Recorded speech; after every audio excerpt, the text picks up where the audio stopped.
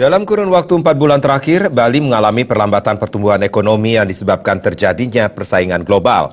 Dengan langkah-langkah yang diambil oleh pemerintah, maka optimisme akan terjadi perbaikan perekonomian di tahun 2017. Tidak dapat dipungkiri perekonomian di Bali dalam 4 bulan terakhir mengalami perlambatan dan penurunan.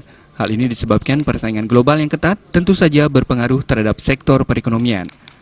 Pengamat ekonomi Wiraguna Bagus Oka mengatakan dengan langkah-langkah yang diambil pemerintah seperti transformasi terhadap anggaran APBD harusnya bisa terbiasa untuk mengambil langkah dalam penguatan perekonomian sehingga kedepannya bisa lebih solid dalam meningkatkan perekonomian.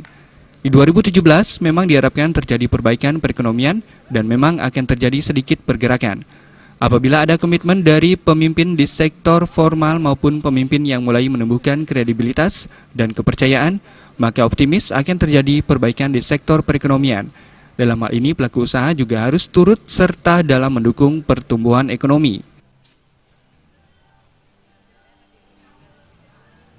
Langkah yang diambil oleh pemerintah yang saat ini lebih melakukan transformasi terhadap anggaran belanja negara termasuk APBD yang terdapat kena imbasnya, harusnya kita mulai terbiasa dengan melakukan upaya-upaya yang lebih tertib, lebih kredibel, sehingga kedepannya akan lebih solid kemampuan kita untuk meningkatkan. Harapannya memang 2017 akan terjadi agak sedikit pergerakan untuk menopang UMKM ini, untuk bisa tumbuh. Lebih lanjut ditambahkan, dalam hal ini juga harus ada aturan yang jelas antara UMKM dengan pelaku usaha agar tidak terjadi kanibalisme.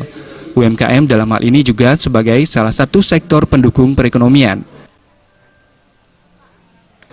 Agung Ria, Bali TV.